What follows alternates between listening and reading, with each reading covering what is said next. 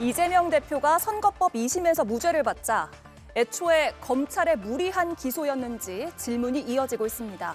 그럼 이 소송 어떻게 시작된 걸까요?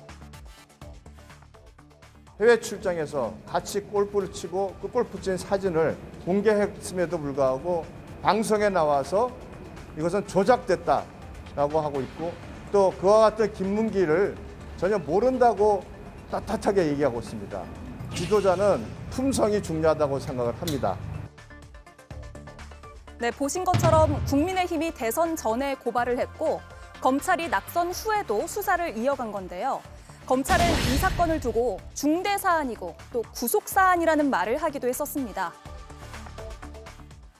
역대급 꼼수 아닙니까? 이게 하나 가지고 자신이 없으니까 이것저것 갖다 붙여가지고 그럴듯하게 포장해서 뭔가 의원님, 상당히 부풀려서 이렇게 시도를 제가 해본 거 아닌가요? 제 판단으로는 백현동 사건 검사장 한 건 한 건 모두 중대 사안이고 구속 사안이라 생각합니다. 2심 법원이 선거법 위반 사안에 대해서 검찰이 확대 해석을 했다라고 말했고, 보수 논객조차 낙선자에게 선거법을 적용한 건 애초에 검찰의 횡포였다라는 반응을 보였지만요. 국민의힘 지도부에선 사법부가 자의적인 판단을 했다며 비판했습니다. 언론 여러분, 우리 비대위 회의 기사를 쓰실 때 저를 클로즈업한 사진은 쓰지 마십시오. 서울고등법원에 가면 사진 조작범이 될 수 있으니까 클로즈업해서 찍지 마시길 바랍니다.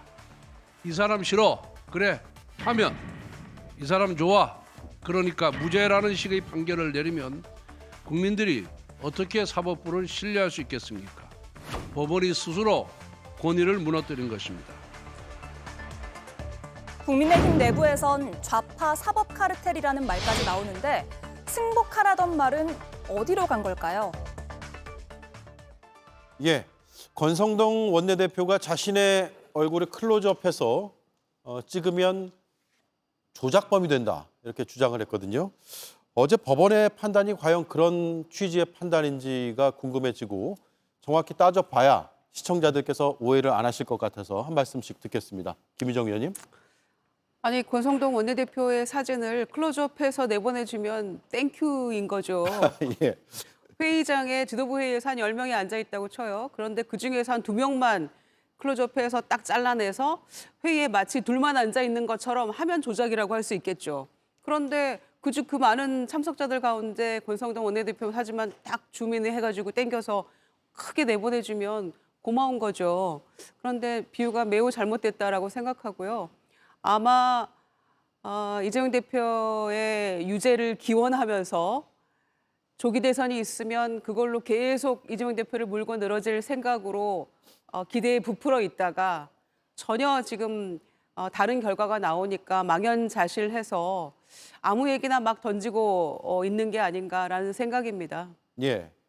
어때요? 어제 법원의 판단은 클로즈업은 조작이다. 이건 아니잖아요. 아니, 그러니까 어제 법원에서 그 사진이 조작됐다라는 이재명 대표의 발언에 대해서 무죄를 선고한 취지는, 그러니까 원본 사진을 보면 10여 명이 같이 찍은 사진이고 그 배경이나 다른 사람들의 이제 차림새를 보면 저게 골프장에서 찍은 사진이 아니라는 것을 알 수 있었는데 예. 딱 그 이재명 대표와 김문기 차장을 비롯한 4명만 이렇게 그 부분만 오려서 사진을 게재하면서 골프 관련된 얘기를 다 달다 보니까 마치 4명이 한 팀으로 같이 골프를 치다가 중간에 찍은 사진인 듯한 인상을 줄 수 있었거든요. 배경은 골프장이 아니었죠. 그렇죠. 예. 원본 사진을 보면 골프장에서 찍은 사진이 아님을 분명히 알 수 있었습니다. 그래서 그 사진을 이렇게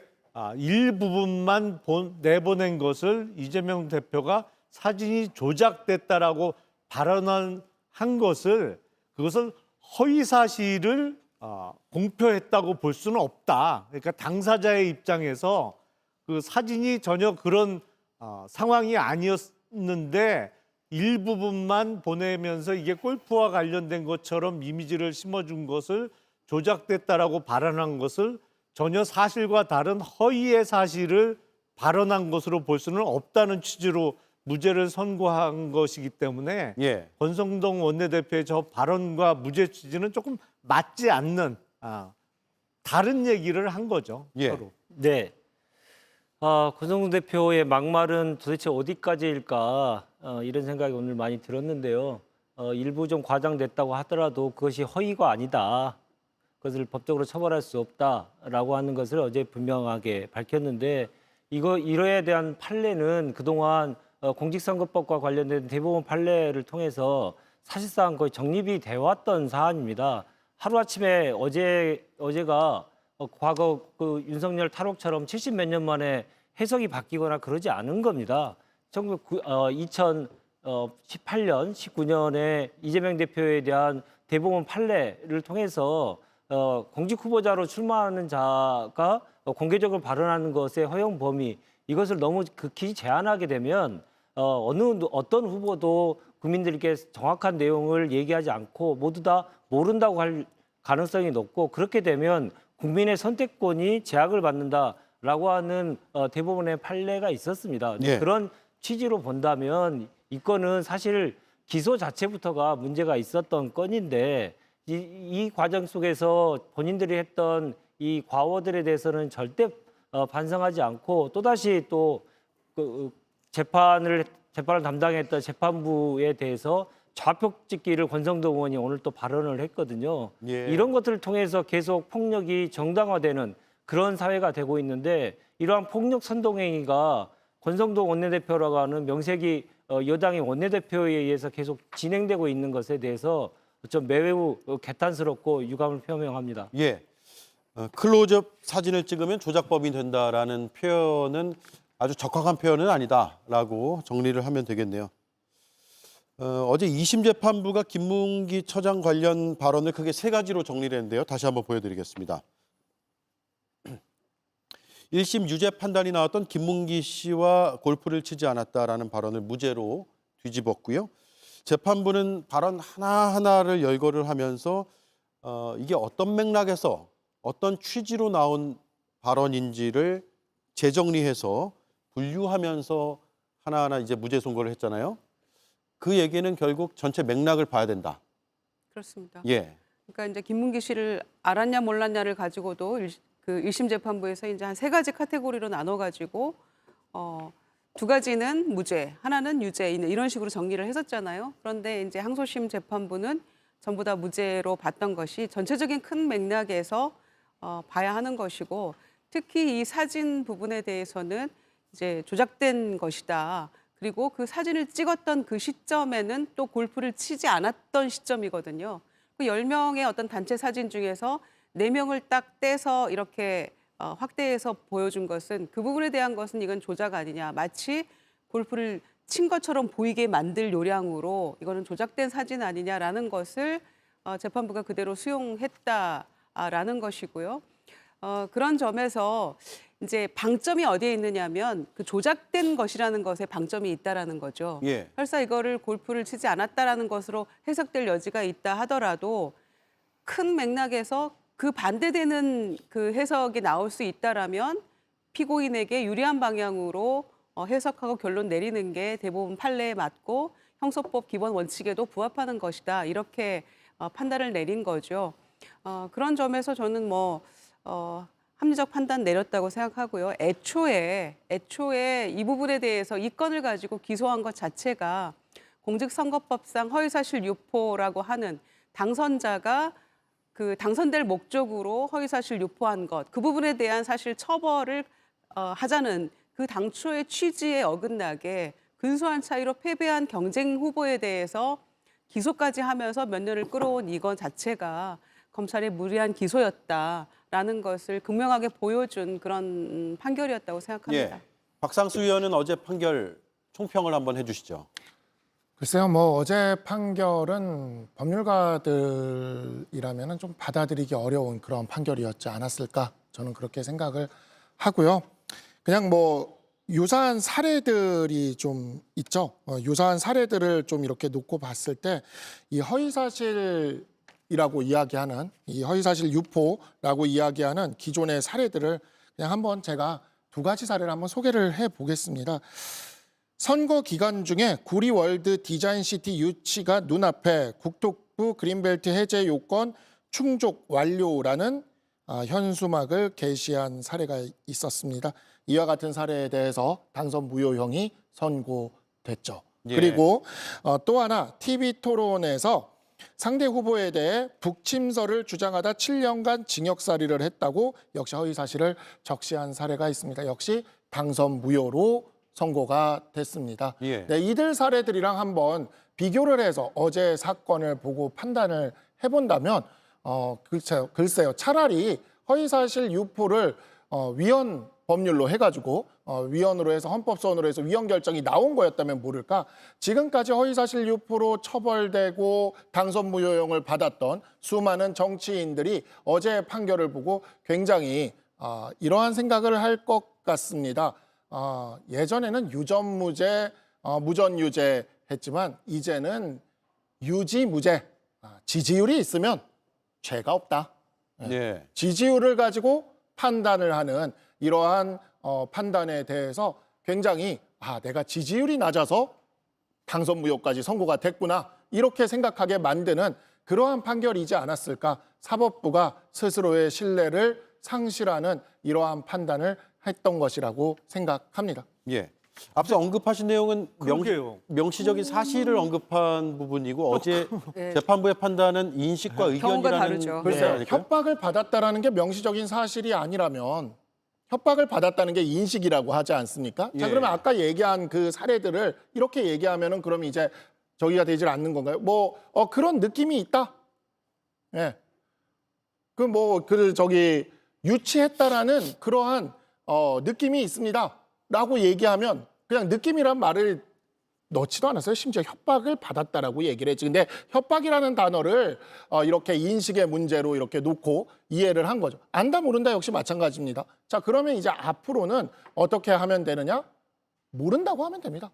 예, 뭐든지 다 그냥 모른다고 하면 되는 거죠. 모른다고 하는 것은 인식의 문제니까 자신한테 불리한 어떠한 사안이 질문이 됐을 때 그냥 그 사람은 모릅니다. 그 일은 모릅니다. 모르는 일입니다. 라고 얘기해봤자 그것은 허위사실이 아니게 되는 거죠. 자, 이러한 것들을 그래서 인식의 문제라는 것은 옛날부터 있었던 판례예요. 그렇긴 한데 그것을 인식의 범위를 우리가 사회적으로 생각할 수 있는 법률가가 생각할 수 있는 그 범위 이상까지 확장해서 이 인식의 범위를 확장하는 것은 이것은 분명히 비판받을 지점이고 사실상 이 범죄 행위 자체를 형해화시킨 사실상의 이제 모든 선거에서 알아서 적절히 허위 사실을 얘기하고 국민들은 그에 대해서 그냥 판단해라 이런 식의 판결을 내린 것이라고 볼 수 있겠습니다. 예. 어제 고등법원 판결과 관련해서 물론 견해가 갈릴 수는 있습니다. 보기에 따라서 이게 허위사실 공표죄가 된다 안 된다 견해가 갈릴 수는 있는데 아무리 생각해봐도 어제 기소됐던 내용보다는 도이치모터스 주가와 관련해서 주식 샀다가 손해만 보고 나왔다. 내 와이프가. 근데 사실은 23억 정도를 벌었잖아요. 예. 그게 훨씬 중한 죄 같은데요. 예. 자, 윤석열 대통령의 당시 후보 시절의 발언은 검찰에서 네. 어떻게 처리가 된지 이런 건 잠시 뒤에 짚어보고요. 하나씩 분석을 하고 있습니다. 검찰이 교유행위라고 판단해서 공소장 내용을 변경하기도 했는데 2심 재판부는 교유행위를 부인한 것으로 볼 수가 없다라고 했습니다. 김용남 의원님, 예. 교유행위라는 게 교유는 들어봤고 행위는 들어봤는데 합쳐진 말을 저는 법조인이 아니니까 잘 들어본 적은 없는 것 같은데 종종 공소장이나 판결문에 등장하나요? 안 쓰는 표현이죠.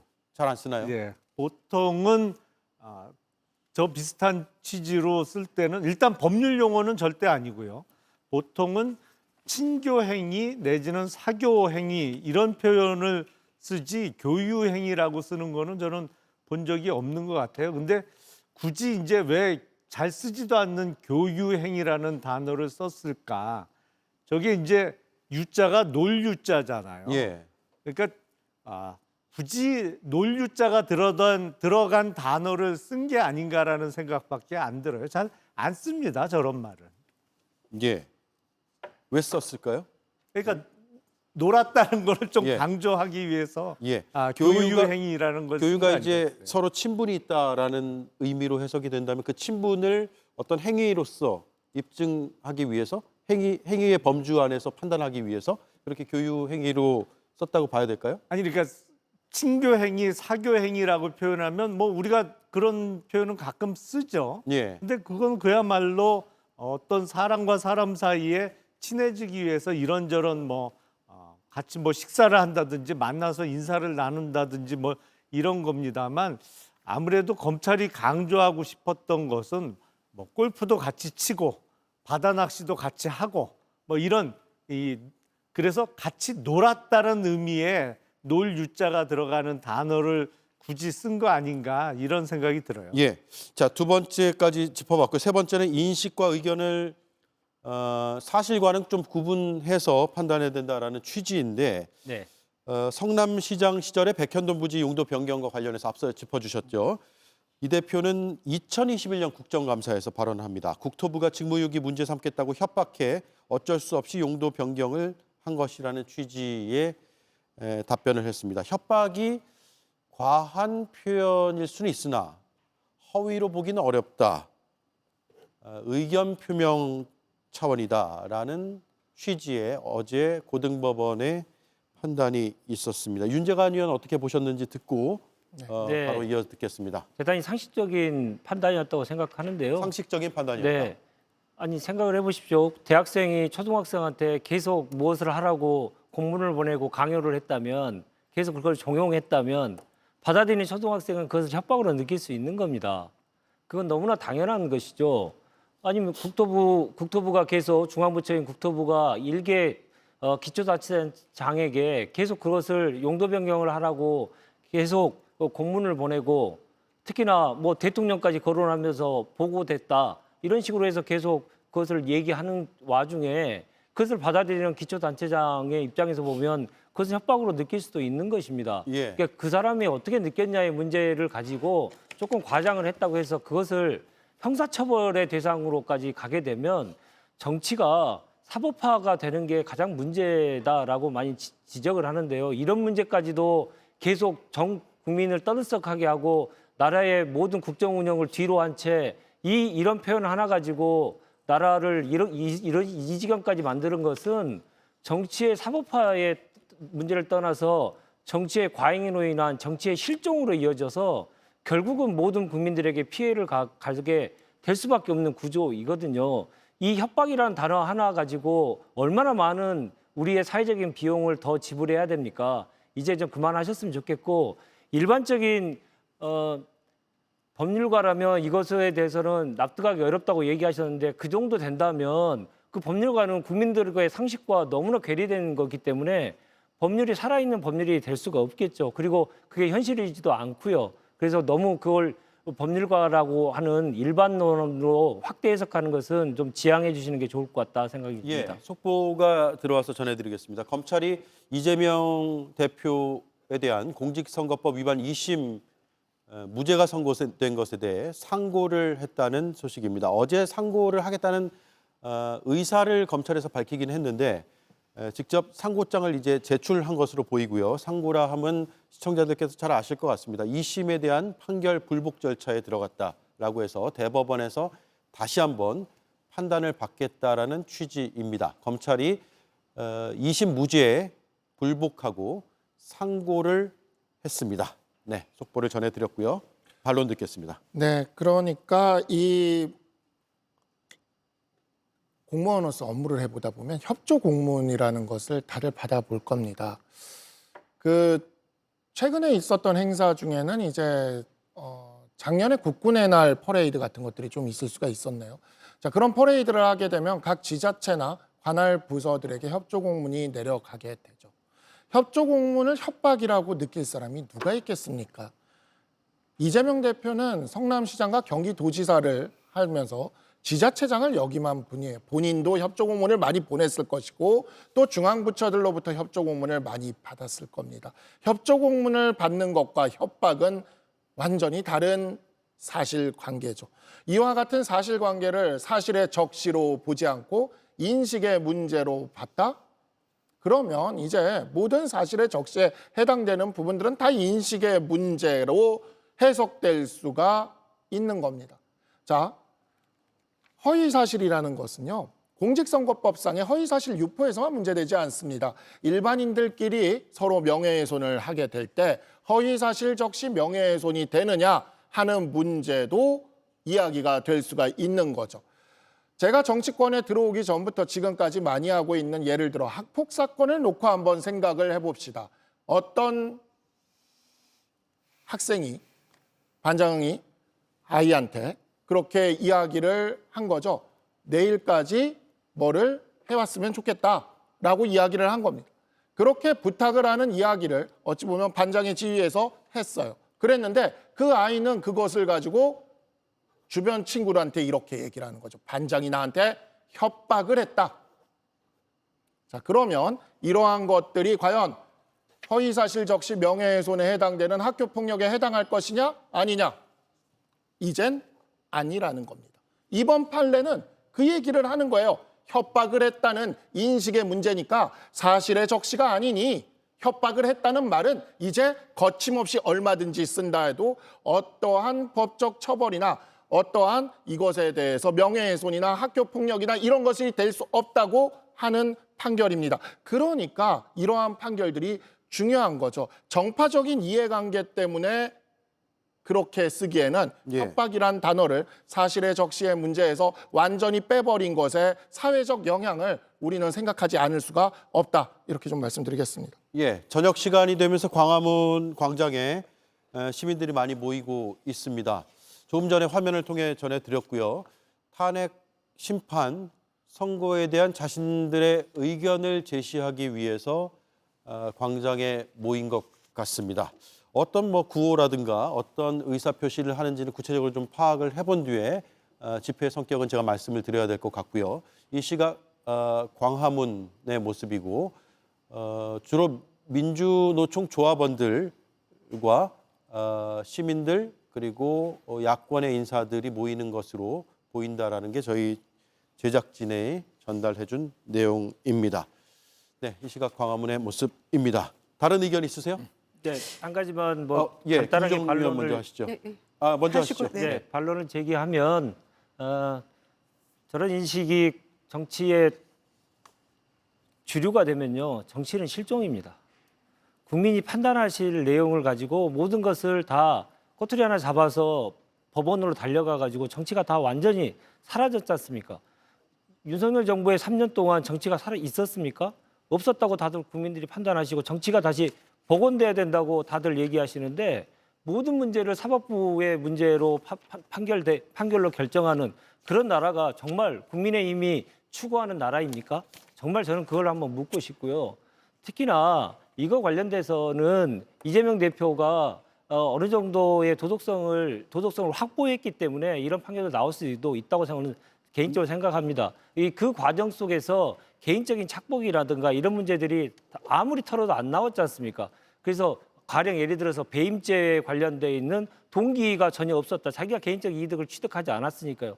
그런 것들이 다 종합적으로 판단돼서 된 것이고 아까도 말씀드렸듯이 정치에 있어서 국민들의 판단의 영역도 있어야 되는 겁니다.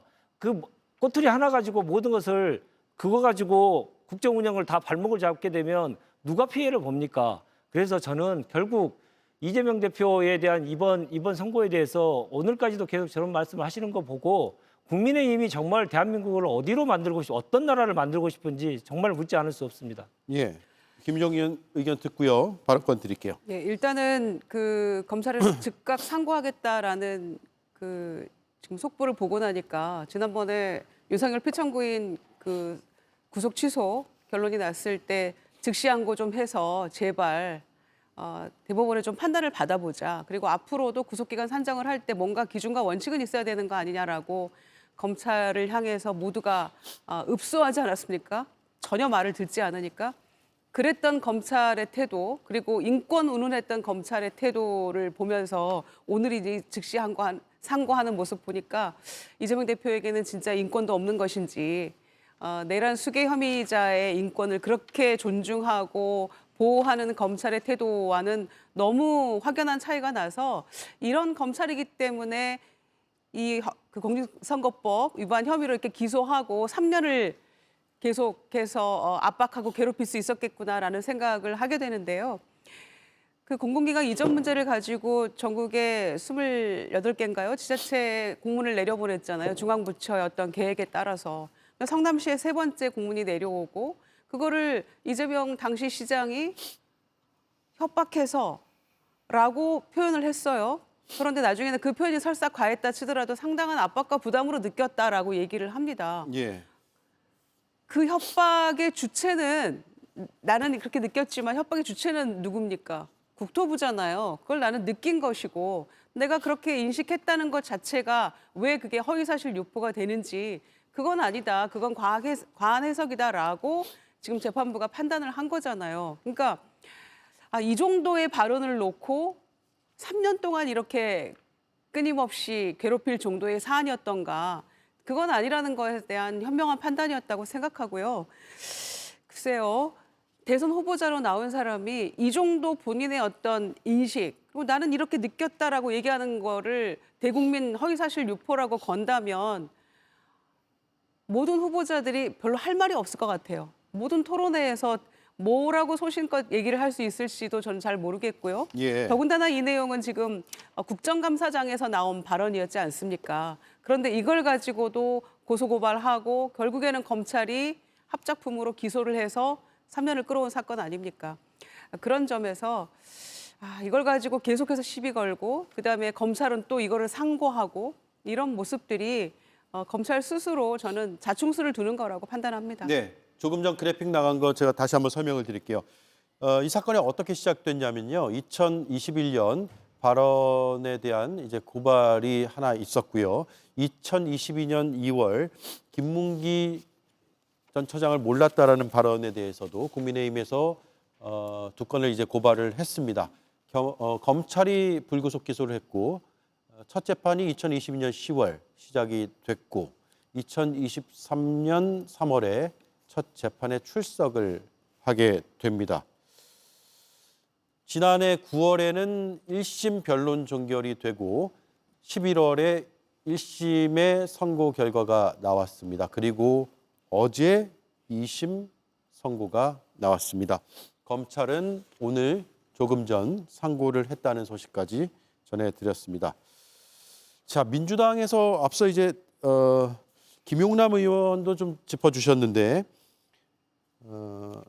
윤석열 대통령 때의 그런 허위 발언 의혹과 너무 다르지 않느냐 이런 주장들이 나오고 있어요. 그래서 저희가 한번 어떤 발언들로 윤석열 대통령은 후보 시절에 했던 발언들로 검찰 수사 대상이 됐었는지 한번 그래픽으로 준비를 했습니다. 네, 일단 불기소 6건인데요. 김 여사 계좌 공개 발언을 했는데 이에 대한 불기소가 있었고 이재명 후보가 대장동 비리의 몸통이다라는 발언을 했는데 불기소로 끝났고요. 김건희 여사의 이력서 관련한 해명 역시도 불기소로 끝이 났습니다. 코바나 콘텐츠의 전시 시기와 관련해서 시기가 다른 발언을 했다라는 취지의 고발이 있었는데 역시 불기소가 됐고 김만배 씨와 전화 한 통 한 적이 없다라는 발언에 대해서도 검찰은 불기소를 했습니다. 윤석열 대통령의 부친 집을 김만배 씨의 누나가 매매한 것과 관련한 발언 내용에 대해서도 검찰은 불기소를 했고요.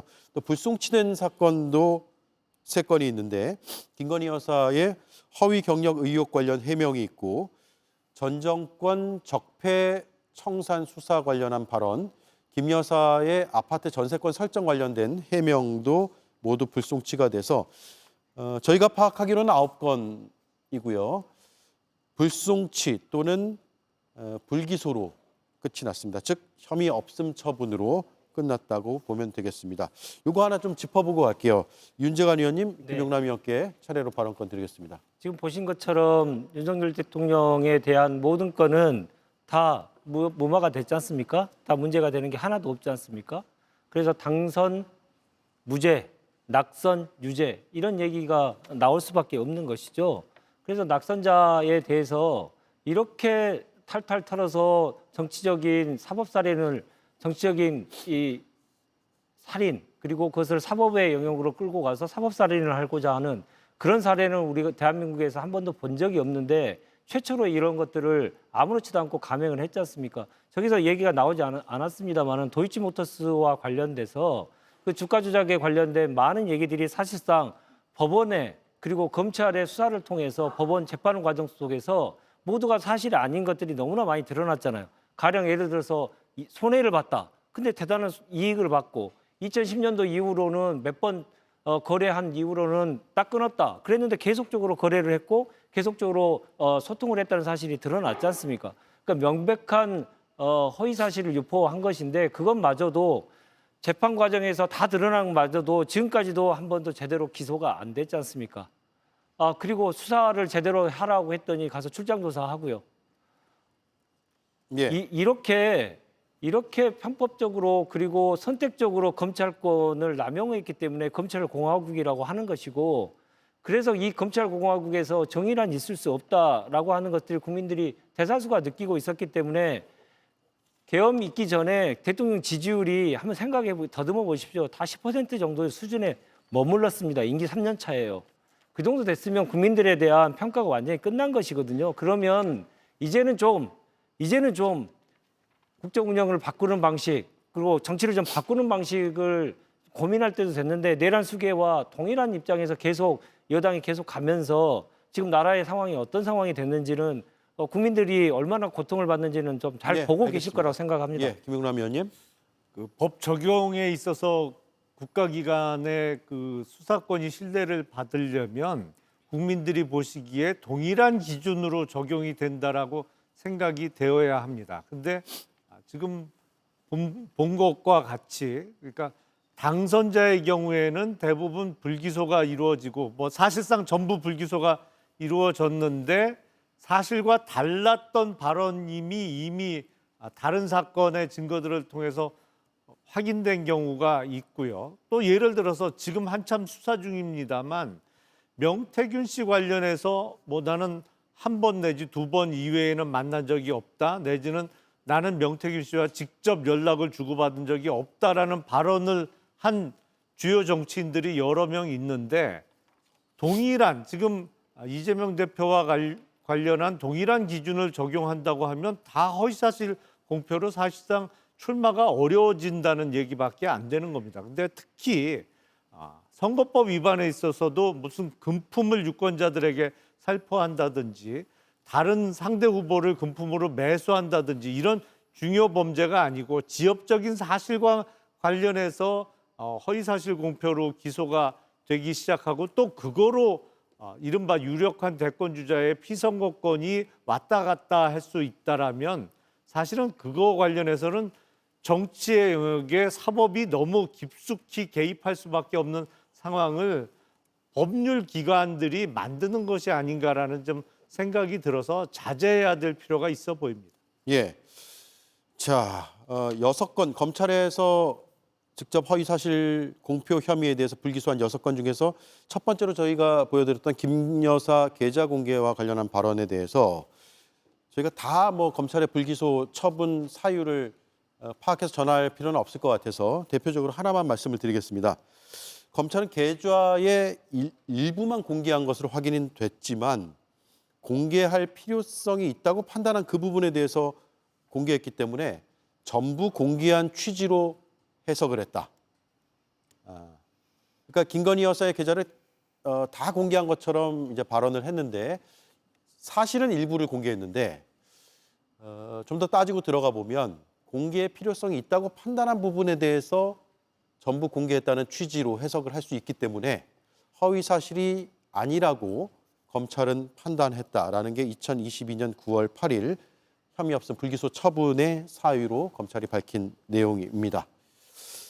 네, 오늘 국민의힘에서는 법원의 판단을 상당히 비판을 했고요. 사법 카르텔이 존재한다 이런 주장까지 나왔습니다. 들어보겠습니다. 공정하고 상식적이지 않은 판결을 내린 법관들을 보면은 최근 일련의 사건에서 전부 우리법 연구회 소속입니다.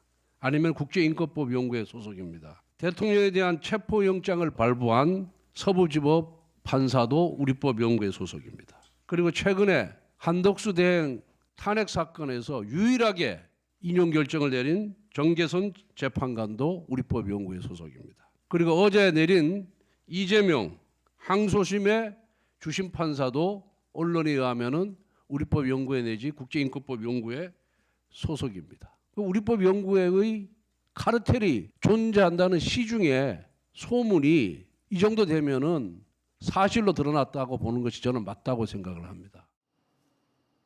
예, 카르텔이 존재한다는 소문이 사실로 드러났다고 보는 것이 맞다고 저는 생각합니다. 라는 게 발언의 요지인데요. 김희정 의원 의견부터 듣겠습니다. 뭐 하루 전날만 해도 항소심의 결과에 대해 승복하라라고 계속 종용했는데 이제는 본인들이 뜻한 바대로 결과가 나오지 않으니까 사법부를 공격하고 있거든요. 그러니까 저런 모습이 과연 집권당 원내대표로서 온당한 처사인가. 게다가 무슨 카르텔 운운하면서 우리법 연구회를 계속해서 들먹이고 계시는데 본인의 강원랜드 채용 특혜, 채용 비리 관련해가지고 1심 무죄 판결을 내린 판사가 우리법 연구회 소속이었지 않습니까? 그때는 아주 극찬을 했거든요. 그 판사에 대해서. 그래놓고 지금 우리법 연구회가 마치 뭔가 문제가 많은 그런 집단인 것처럼 그런 식으로 폄하하고 비난하는 것은 정말 전형적인 내로남불의 극치라고 할 수 있죠. 굉장히 무책임하고 그때그때 본인의 입맛에 따라서 이건 옳고 이건 그르고 이렇게 기준이 계속 움직입니다. 온당치 않은 처사죠. 그래서 아무리 결과가 국민의힘이 그 예상했던 그 결과가 아니고 1심을 완전히 뒤집는 무죄 판결이 나왔다고 해서 저런 식으로 이걸 수용하지 않고 정말 이상하다라고 얘기하면서 본인들이 사법부 공격에 오히려 앞장서고 비난하는 것은 과연 험죄 결론에 대해서 승복해야 된다라고 민주당 왜 승복한다고 얘기하지 않느냐 응답하라라고 얘기했던 권성동 원내대표가 맞는지 묻고 싶고요.